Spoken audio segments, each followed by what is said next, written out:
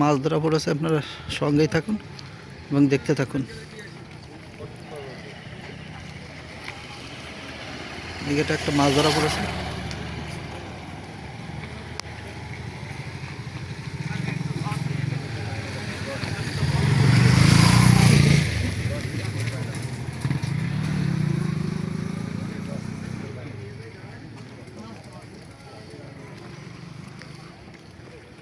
শুধু দেখতে থাকেন। বিশাল বড় দিঘি।